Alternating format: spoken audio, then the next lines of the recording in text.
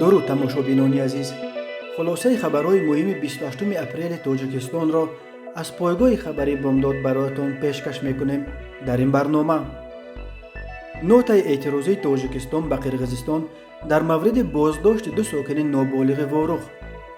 ساکن خانه سوخته کوکتاش را در روسیه دستگیر کردند. آشپزهای تاجیک در یک دیک 1.5 تونه آش پلو خوجندی پختند. بازداشت ساکن کوشانیان برای مناقشه خونین با همدیه‌اش در روسیه. و اکنون تفصیلات خبرها. وزارت کارهای خارجه تاجیکستان روز 28 اپریل با نشر یک اطلاعیه رسمی در سامانش خبر داد که روز 27 اپریل سفیر قرغیزستان در دوشنبه ژانیش رستمبکوف به وزارت دعوت شده به او یادداشت یا نوتای وزارت کارهای خارجه تاجیکستان سپرده شد. در این یادداشت در رابطه با عملهای غیر قانونی مرزبانان جمهوری قرغیزستان نسبت به دو شهروند نابالغ تاجیکستان در جماعت ورخ اظهار نگرانی عمیق بیان شده است.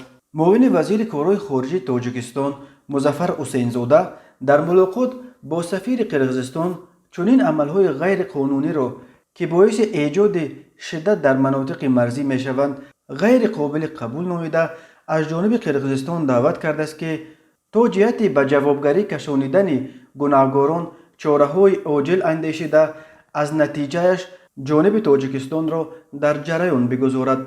معاون وزیر تاکید کرد که جانب تاجیکستان به رشد پیگیرانه مناسبت‌های دوستی و همسایه‌داری با قرغیزستان در شرایط صلح و ثبات و حسن و احترام بر پایه ارزش‌های مشترک معنوی و فرهنگی دو خلق برادر پایبند میباشد. ذکر شده است در اطلاعیه رسمی نشر شده در سامانه وزارت کارهای خارجه تاجیکستان.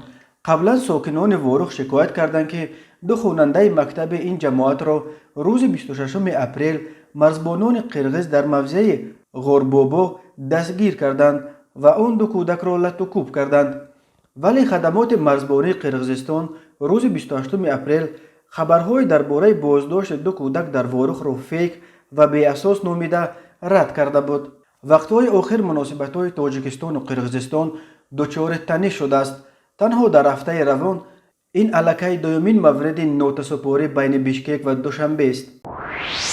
ساکن دیهه کوکتاش ناحیه بادکند قرغیزستان اسن ماژیدوف روز 18 اپریل برابر آمدنش به روسیه در شهر نیژنی نوفگورود با درخواست مقامات تاجیکستان بازداشت شده است. در تاجیکستان ماژیدوف را به تحریک دادن مناقشه مرزی روز 8 می سال 2020 در مرز کوکتاش با جماعت چورکوی اسفره ایبدار میکنند. در آن مناقشه که به تیرپرانی و سلاح‌های جنگی چون افطمات و مینامیوت پیچید، دو ساکن چورکو، یک ساکن کوکتاش و 3 مرزبان قرغیز جراحت برداشتند. اسن ماژیدوف فعلا برای 40 روز به حبس گرفته شده است. روز 27 اپریل یک گروه در نزد بنای وزارت کارهای خارجه قرغیزستان در بیشکک جمع آمده طلب کردند که مانع استرداد ماژیدوف به تاجیکستان شوند. به گفته نزدیکانش اسن ماژیدوف نه گناهکار مناقشه 1 سال پیش بلکه جبر دیده است، چون که در جریان مناقشه خانه‌اش را که در خط مرز جایگیر شده است سوزاندند. او بعداً توانست با کمک مقامات محلی و فعالان قرغیز خانه‌اش را برقرار کند، ولی دیوار اطراف حولی‌اش را که در قطعه بحثی مرز جایگیر شده است ساختن نتوانست. مقامات قرغیزستان نیز اشتراک کنندگان تاجیک مناقشه ها در مرز با تاجیکستان را در روسیه تعقیب میکنند. ماه فوریه سال 2021 دادگاه باشقردستان ساکن جماعت ورخ فرقت عبدالفتایف را برای 3 ماه به حبس گرفت.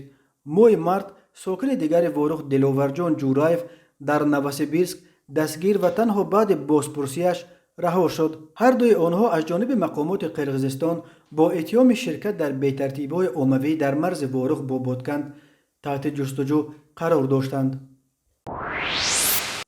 آشپزهای ماهر تاجیک در یک دیک غنجایشش 2 تونه 1.5 تونه آش پلو خوجندی پختند.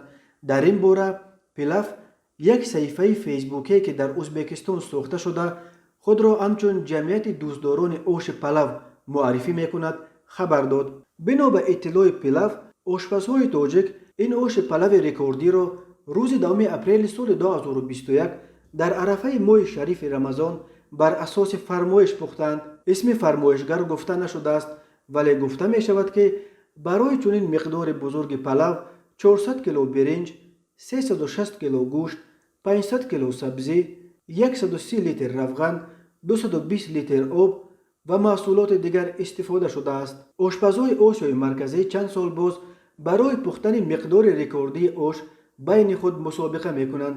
рекорди аз ҳама бузург дар пухтани ош моҳи сентябри соли 2017 дар Тошканд гузошта шуд. дар як ҷашнвора дар пойтахти Узбекистон дар як деки он вақт 7 тонна 360 кило оши палав пухта буданд, ки аксаран байни тамошобинон ва хонаҳои ятим тақсим карда шуд. моҳи ноябри соли 2018 дар ҷашнвораи оши палав дар шаҳри Душанбе дар як деки беш аз 1 тонна ош пухтанд. вале дар вақти тақсими ин оши рекордӣ ҷанҷол бархост ва дар видеое ки ба интернет роҳ ёфт дида мешуд ки мардум барои гирифтани ош якдигарро тела дода, ҳар кадом бо лагану ҳатто каланд талош мекарданд то миқдори ош ба даст биёранд. видеои он ҷанги барои ош дар интернет паҳн шуда мавҷи интиқоди тунд ҳам аз ошхӯрон ва ҳам аз масъулони ҷашнвораро ба бор овард. шаҳрдории Душанбе баъдан бо изҳори таассуф аз ин моҷаро гуфт гунаҳгорони бетартибӣ дар ҷашнвораи оши палав дар боғи ба номи Фирдавсӣ ҷазо дода шуданд. ва дар анҷоми барнома хулосаи чанд хабари криминалии рӯз.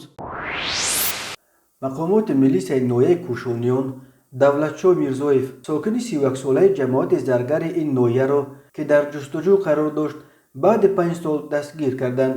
подполковник Офоқ Қодириён, сухангӯи раёсати вазорати корҳои дохилаи вилояти Хатлон хабар дод ки Давлатшоҳ Мирзоев барои содир намудани ҷинояти қасдан расонидани зарари вазнин ба саломатии шаҳрванди ҷумҳурии Тоҷикистон ҳангоми дар Русия дар муҳоҷирати миннатӣ қарор доштанаш айбдор дониста шуда дар ҷустуҷӯи расмӣ қарор дошт. бино ба ин манбаъ Давлатшоҳ Мирзоев 1 феврали соли 2016 дар Русия аз рӯи хусумати шахсӣ ба ҳамдиҳааш Окимов Одилҷон, сокини ноҳияи мазкур, ҷамоати деҳоти Заргар муноқиша кардааст. дар ҷараёни муноқиша ӯ бо кор 2 маротиба ба ҳамдиҳааш зарба задааст, ба саломатиаш зарари вазнин расонидаву аз ҷои ҳодиса ғайб задааст. ҳоло нисбат ба Мирзоев Давлатшоҳ бар асоси моддаи 112 қисми 1 кодекси ҷиноятии ҷумҳурии Тоҷикистон парвандаи ҷиноятӣ кушодаанд. ба ӯ аз 5 то 8 соли зиндон таҳдид мекунад. шоми 26 апрел тахминан соати 18:50 Хайрулло Ҷабборов, ронандаи Opel Vectra, сокини 51-солаи ҷамоати меҳвари ноҳияи Панҷакент дар роҳи Панҷакент Бохтар, аз ӯҳдаи идораи воситаи нақлиёт набаромада пиёдагард Тошов Мернегор Мирзоевна, сокини 23-солаи ҷамоати ватани ноҳияи Фархорро пахш намудааст. дар натиҷа пиёдагард ҷароҳатҳои гуногуни ҷисмонӣ бардошта дар беморхона ба ҳалокат расидааст. сокини 42-солаи қаблан судшудаи ҷамоати Саразми Панҷакент ба ғоратгарӣ айбдор мешавад. вазорати корҳои дохила гуфт ки ӯ шаби 19 март тахминан соати 20:20 дар деҳаи шӯрнови ҷамоати Саразм телефони мобилӣ ва як миқдор пули сокини 30-солаи ҷамоати Роҳатии ноҳияи Рӯдакиро бо зӯрӣ кашида гирифтааст. ба марди дастгиршуда ки қаблан бар асоси моддаи 111 бо иттиҳоми расонидани осеб ба саломатӣ маҳкум шуда буд, ин дафъа бар асоси қисми 2 моддаи 248 кодекси ҷиноятии ҷумҳурии Тоҷикистон ҳамчун ҷазо барои ғоратгарӣ аз 5 то 10 соли зиндон таҳдид мекунад.